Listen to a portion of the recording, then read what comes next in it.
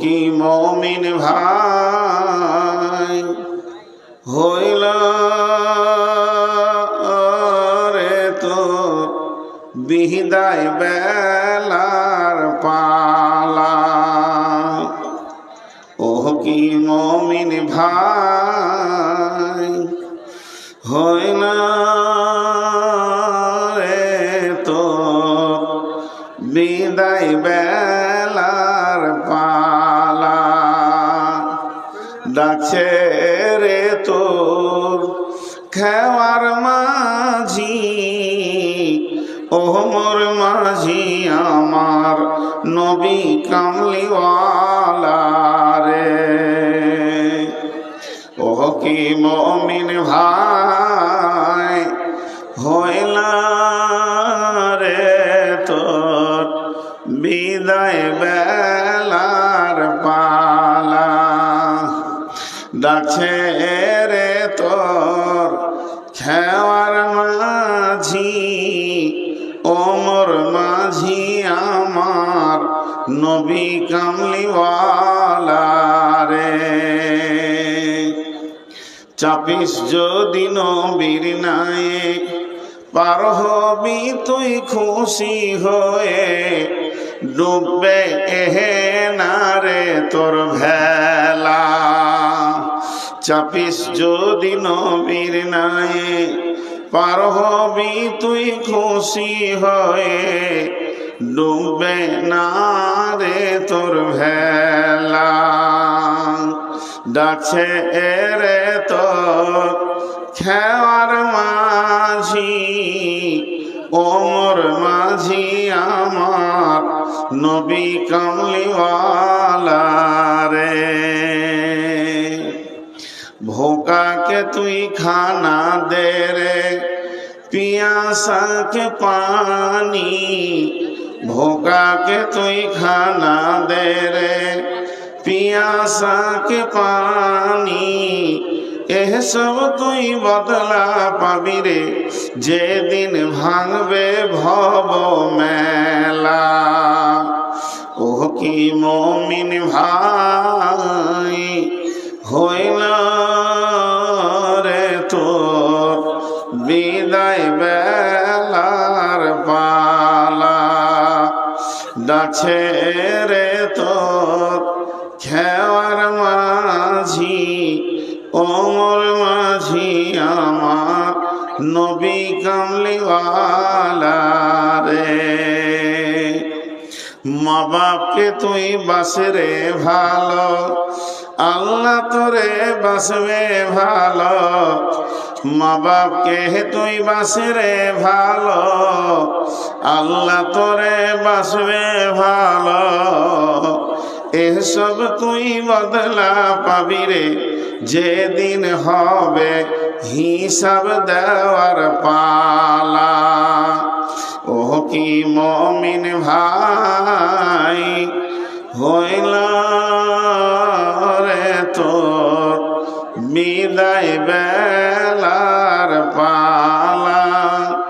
ডাকছে রে তোর খেওয়ার মাঝি, ও মোর মাঝি আমার নবী কামলিওয়ালা রে।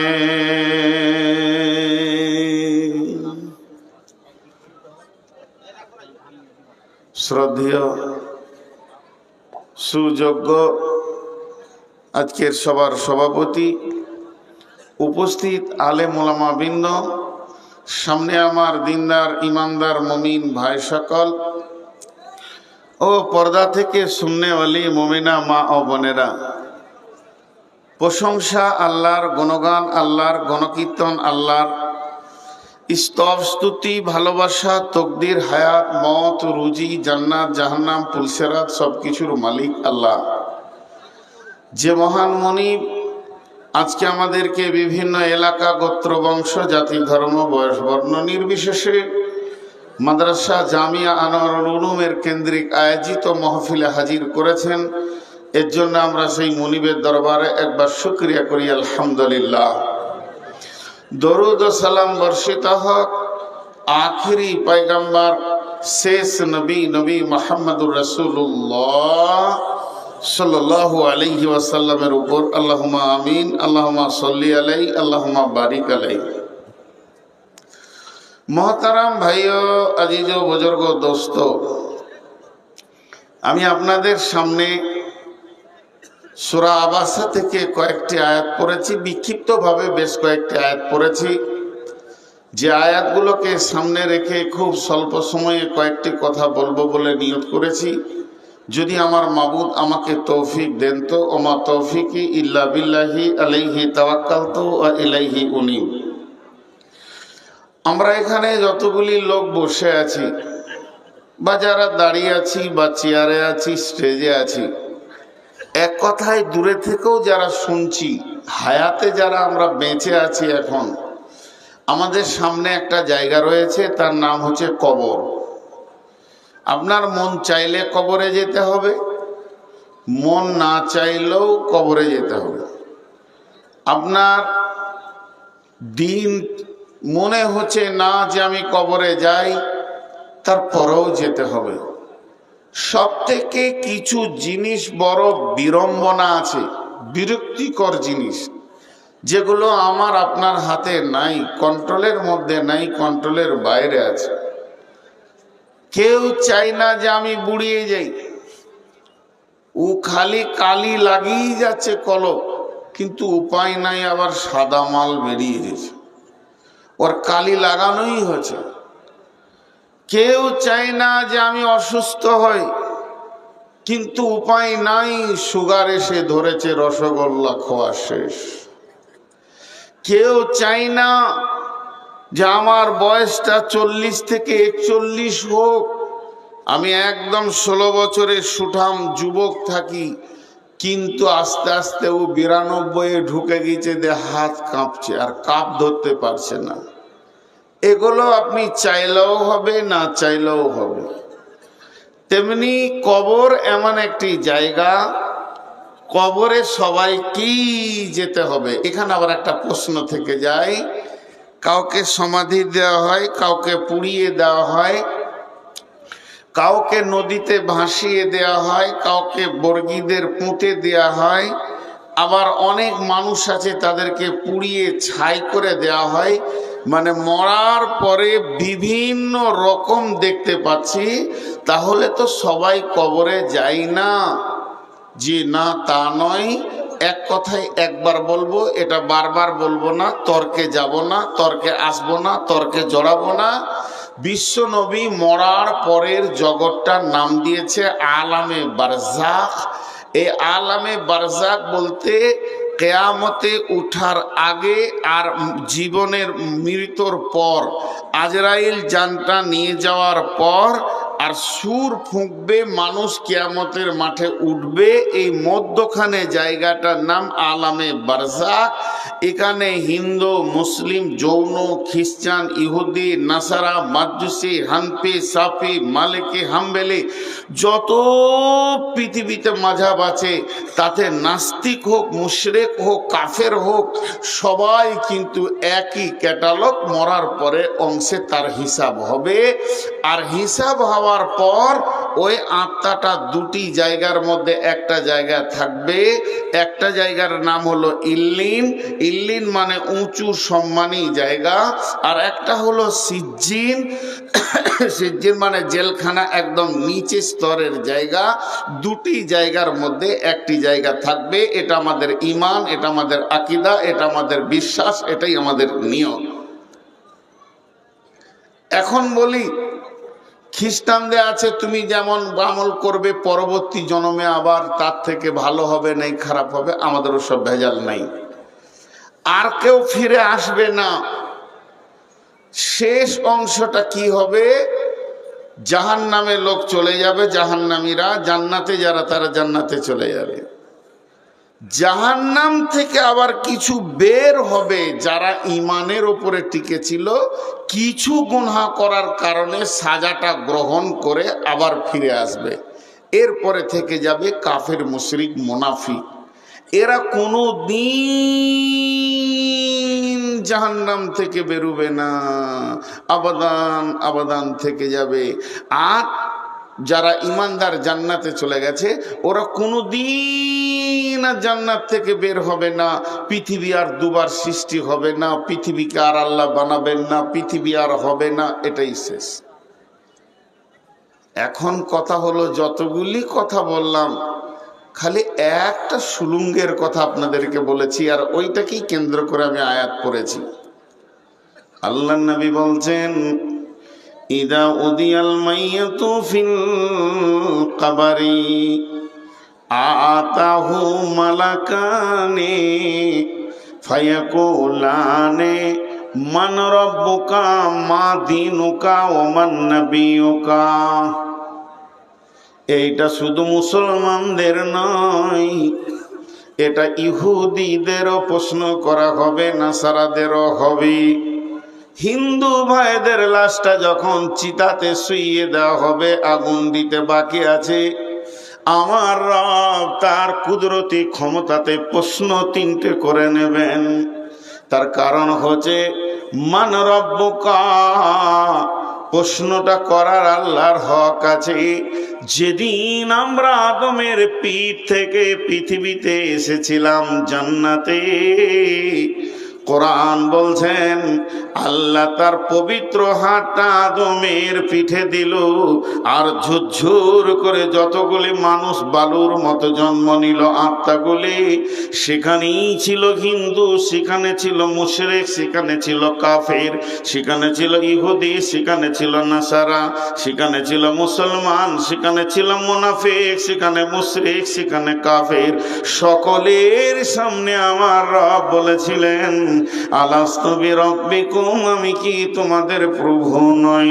অতএব এই প্রশ্নটা আল্লাহ যেখানেই যাক না কেন, ইহুদির লাশকে যখন দাফন করা হবে, মুশরিকের লাশকে যখন দাফন করা হবে, নাসারার লাশকে যখন দাফন করা হবে, হিন্দুদের লাশ যখন চিতায় তোলা হবে পোড়ানোর আগে, এইভাবে বর্গীদের লাশ সোজা করে যখন পুঁতে দেওয়া হবে, প্রত্যেকটা আত্মা, প্রত্যেকটা মৃত ব্যক্তির কাছে দুইজন ফেরেশতা আসবেন।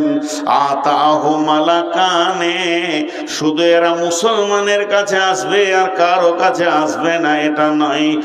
আতাহু মালাকানে ফায়াকুলানে, তারা দুজন বলবে মান রব্বুকা মা দীনুকা ওয়া মান নাবিয়ুকা, হে আত্মা তুমি বলো তোমার রব কি, তোমার দিন কি, এবং তোমার নবী কি। প্রশ্ন হবে, কিন্তু আমি এখন এই বায়ানটা ধরিনি, এটা আসবে মাঝে, তাও আমি হালকা করে বলে নিলাম। কথায় কথায় একটা হাদিস আপনাদের সামনে চলে আসছে।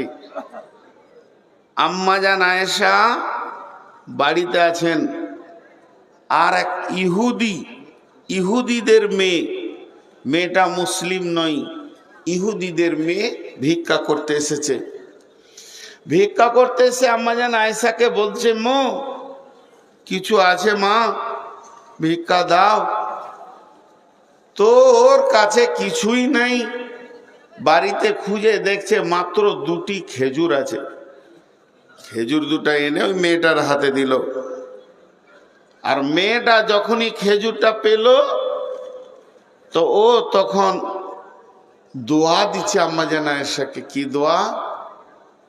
আল্লাহ যেন তোমাকে কবরে আযাব থেকে মুক্তি দান করে, আল্লাহ যেন তোমাকে কবরের আযাব থেকে মুক্তি দান করে। এই দোয়াটি যখন দিল, আম্মা জান আয়েশা বলছে আমি অবাক হয়ে গেলাম, তাহলে কি কবরে আযাব হবে নাকি? বিশ্ব নবীকে আমি জিজ্ঞেস করব, আসুক। কিছুক্ষণ পরে নবীজি বাড়িতে আসলেন।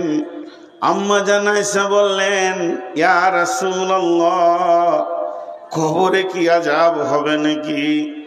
বিশ্ব নবী বললেন, আযাবাল কবরে হাক্কুন, কবরের আযাব হচ্ছে সত্য সত্য। আয়েশা রে, কবরের আযাব হচ্ছে বড় সত্য কথা। আয়েশা বললেন, আমাকে এক ইহুদির মেয়ে দোয়াটা দিয়ে গেল, বলে ঠিক আছে কবরে আযাব হচ্ছে সত্য। এখন ওই মেয়েটি যে বলে গেছেন, আম্মা জান আয়েশা খেয়াল করে রসুলকে জিজ্ঞেস করলেন, কবরে আযাব সত্য প্রমাণ হয়ে গেল। আম্মা জান আয়েশা বলছেন, আমি যেন কানটাকে খরস্রোত করে রাখতাম, কানটাকে একদম একদম সিবিআইয়ের মতো করে রাখতাম। বিশ্বনবী যখন বাড়িতে নামাজ পড়তেন, আমি এমন একটা সালাত দেখিনি, বিশ্বনবী এমন একটা নামাজ পড়েননি যে নামাজের শেষে কবরের আযাব থেকে আল্লাহর কাছে পানা চাইনি। বন্ধুরা আমার, এর জন্য আল্লাহর নবী আমাদেরকে একটা দোয়া শিখিয়ে দিয়ে চলে গেছেন, আল্লাহুম্মা ইন্নী আউযু বিকা মিন আযাবিল কবরি ওয়া আউযু বিকা মিন ফিতনাতিল মাসিহিদ দাজ্জাল। কবরের আযাব কত মজবুত বন্ধুরে, আল্লাহর নবী শিখিয়ে দিয়ে চলে গেছেন। কবরের আযাব, ঝগড়া করতে গেলে অনেকক্ষণ করা যায়, কেউ নাই গো, একজনও নাই, তুমি এসো, উঠে এসো, আমার ওই ঘরটা খুলো, আমার জ্যাকেটটা নিয়ে এসো, খুব ঠান্ডা লাগছে, ওই যে ওই টিনের দরজাটা, জ্যাকেট পাঠাবে পাঠাও। তো কবরের আযাব হলো বড় সত্য। এটাকে আবার তালা লাগিয়ে আনবে। কবরে আযাব কত কঠিন। এখন একটা ছোট্ট তর্ক, বেঈমানরা মানুষের ব্রেনকে খেয়ে নেয়। একটা গোষ্ঠী বের হয়েছে বাংলাদেশে, বেশি দেখা যাচ্ছে। আর বাংলাদেশটা হচ্ছে পৃথিবীর মধ্যে এক আজীব জায়গা, তর্কতে খুব ভালোবাসে ওরা। ওই গোষ্ঠী বলছে হিসাবের দিন কখন, হিসাবের দিন কখন। আপনারা আমার সঙ্গে কথা বলেন, কিয়ামতের দিনটা হলো হিসাবের দিন, তাহলে কবরে আযাব হবে কেন? হিসাবই হলো না, হিসাবই হলো না, তাহলে আযাব হবে কেন? আজীব ব্যাপার। অথচ সরাসরি নবীজি বলছেন কবরে আযাব সত্য। তো হিসাবের আগে কি আযাব হবে? বলে জি হবে। একটা উদাহরণ দিব, এটা মাথা থেকে চলে যাবে। আমি কোনো একটা দোকানে ধার খাই, ধারে মাল নিই, একটা খাতা আছে, চিনি নিলাম, চা নিলাম, চলে গেলাম, ও খাতায় লিখে রাখে। তো আমার খাতাতে অনেক ঋণ আছে। তো হঠাৎ আমি ওই ব্যক্তিকে বলছি, দোকানদারকে, ভাই খায়রুল, বলে কি হলো? বলে একবার হিসাবটা বসলে হতো না, কত কি হলো দেখি, কতটা ভেজাল হলো আর কত আমি ঋণের বুঝাবো, এলি বেড়াবো। তো খায়রুল আমাকে তোকে বলছে, এমন কেন করছেন জি? আর লেন না, আপনি খান, আপনার কাছে পয়সা কে চেয়েছে? আমি আইডিয়া করছি বর্তমান মূল্য দর হিসেবে কিছু না হলো 50,000 হয়ে গেছে। তো আমি করলাম কি, ও আমাকে বলছে যে এটা মাস চলছে জানুয়ারি, ফেব্রুয়ারি, মার্চ, রোজাটা পার করে এপ্রিলে বসে হিসাব করব, আপনি খেয়ে যান। তা আমি করলাম কি, আচ্ছা ঠিক আছে, এই আমার কাছে 40,000 টাকা আছে, এটা জমা করে নাও আজকে ডেটে। গুনাহ হবে? জোরে বলেন গুনাহ হবে? আর হ্যাঁ না বলে না গুনাহ হবে? যেদিন আমার হিসাব হবে সেই দিন আমাকে টাকা কম লাগবে না বেশি লাগবে? কম লাগবে। তো কবরে আযাব এরকম। বন্ধুরা আমার, কবরে আযাব যখন শুরু হয়ে যাবে, যেদিন কিয়ামত হবে, যেদিন আপনার হিসাব চলবে, সেদিন কবরের আযাবটাও মাইনাস হবে। আমার গোনা যা ছিল তার থেকে মাইনাস হয়ে যাবে। কবরে আযাব এমন একটা জিনিস, অগ্রিম জমা করার মতো বন্ধু আমার গোনা মাফ হবে। শুধু তাই নয়, এমনও ব্যক্তি আছে কবরে আজাবই তার গুনাহটা শেষ হয়ে যাবে। কিয়ামতের মাঠে যখন উঠবে গুনাহবিহীন উঠবে। এরপরে যদি গুনাহ থাকে তাহলে হিসাব নিকাশে ধরা পড়বে। কিয়ামতের মাঠে 50,000 বছর থেকেও সেখানে মাইনাস যাবে। অতএব কবরে আযাব সত্য। আল্লাহর নবী বলে দিয়েছেন আযাবাল কবরে হাক্কুন, কবরে আযাব হচ্ছে সত্য। ওই জায়গা থেকে নিজেকে ভয় করো। হযরত ওসমান গনি ইসলামের তৃতীয় খলিফা, রসুলের জামাতা, যুনুরাইন বলা হয়। তিনি একাই রসুলের 2খানা বেটিকে বিয়ে করেছিলেন। একটা বেটি মরে যাওয়ার পর আবার একটা বেটিকে বিয়ে দিয়েছিলেন রসুল। একই জামাইকে 2খানা মেয়ে দিয়েছিলেন। ওই জামাইটার নাম হচ্ছে হযরতে ওসমান। তিনি যখন কবরের কথা শুনতেন অঝোর নয়নে কাঁদতেন, চোখের পানিতে দাড়ি পর্যন্ত ভিজে যেত। বন্ধুরে, এখন যদি একবার মদিনা যান তো গারকুল বাকি, যেটা মদিনার পূর্ব দিকে মসজিদে রয়েছে গোরস্থান, ওখানেই ওসমান আজও শুয়ে রয়েছে। হযরত ওসমানকে জিজ্ঞেস করা হলো, ওসমান রে, তুমি জাহান্নামের কথায় যত বেশি না কাঁদো, কবরের কথাতে কেন বেশি কাঁদো? হযরত ওসমান বলেছিলেন, আল্লাহর নবী বলেছেন কবর একটা জাহান্নামের টুকরো কিংবা জান্নাতের টুকরো কিংবা জাহান্নামের গর্ত। যে ব্যক্তিটা কবরে ধরা খেয়ে যাবে তার বড় কঠিন আযাব হবে, আর কোথাও পার হবে না। কিন্তু যে ব্যক্তিটা কবর থেকে বেঁচে যাবে তার আর পরবর্তী আখিরাতের স্টেপগুলো আর কোনো চিন্তা হবে না। তার জন্যই আমি কবরের কথা শুনে অনেক বেশি কান্না করি। জি ভাই, কবর এমন একটা জায়গা, আপনাকে আমাকে যেতেই হবে। যেদিন আমি মরে যাব, শুধু কবরকে স্মরণ করার জন্যে কি ফজিলত দেখেন। একটা জিনিস আমাদের বুঝে আসে না, কবরের গুরুত্বটা দিতে গিয়ে আল্লাহ রসুল কি সিস্টেম তৈরি করেছেন দেখেন। আচ্ছা, একটা মানুষ মারা গেল ইসলামপুরে, একটা মানুষ মরেছে, শুধু 1 পিস মানুষ মরেছে। বিশ্বনবী ঘোষণা দিচ্ছে ওই লোকটার জানাজায় যে যে যাবে সে শুধু জানাজা পড়ে পালিয়ে আসবে, বেশিক্ষণ থাকবে না। তাতে সে কি পাবে? তাতে সে 1 উহুদ পাহাড় নেকি পাবে, 1 উহুদ পাহাড়। আর যদি শেষ পর্যন্ত দাফন কাফন করে একদম কবর সেরে আসবে তো 2 উহুদ পাহাড় পাবে। কিরাতাইন, 2 উহুদ পাহাড়। উহুদ পাহাড়টা কত বড়?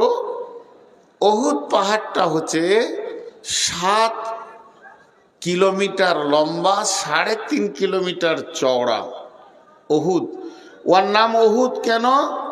ওর সাথে কোনো পাহাড়ের জয়েন্ট নাই, ও একাই দাঁড়িয়ে আছে। আহাদ থেকে উহুদ, সেই উহুদ পাহাড় সমান নেকি হবে ওর। কে পাবে? যে জানাজা পড়তে যাবে। আজীব জিনিস, যে জানাজা পড়তে যাবে। আজীব জিনিস। আজীব জিনিস কেন বলছি? আরে আমি তো বিদায় দিতে গেছি একজনকে, আমি একা যাইনি, আমার মতো আরো 500 জন গেছে। তাহলে 500 উহুদ পাহাড় নেকি নিয়ে কিংবা 1000 উহুদ পাহাড় নেকি নিয়ে জীবিত কটা বাড়ি চলে গেল, তো মুর্দাটার লাভ কি হলো? ভিড় জমিয়ে মুর্দাটার লাভ কি হলো? আমার প্রশ্নটা খালি বোঝার চেষ্টা করেন। যদি আল্লাহ রসুল বলতেন যে যটা লোক যাবে তো উহুদ পাহাড় নেকি ওই মুর্দাটা পাবে, তাহলে ভাড়া করে লোক আনতাম। আমার বাপ মরেছে, আমি 2-4 গাঁ ঘুরে ভাড়া করে লোক নিয়ে আসতাম। একটা লোকে 4টা লোকে ধরে নিয়ে গিয়ে ওকে জানাজা পড়ে দাফন করলে যা হবে, আর 1000 কেন 1,00,000 গেল তাই হবে। চলেন, লাভ একে কেন বেশি দিচ্ছে জীবিতকে? জীবিতর কি আছে ওখানে? বন্ধু একটু বুঝেন। আরেকটা প্রশ্ন ছোট করে এর মাঝে করি। বুড়া মানুষকে এখানে ভিতর থেকে কোরআন শরীফের আওয়াজ আসছে, সূরা মুলকের আওয়াজ আসছে, সূরা ইয়াসিনের আওয়াজ আসছে। আল্লাহ তাআলা অনেক নেকি বেলি বলে বলছে মইনুল রে আল্লাহ তাআলা তাবিন সিরু সিবিতেও বিচরণ করেন,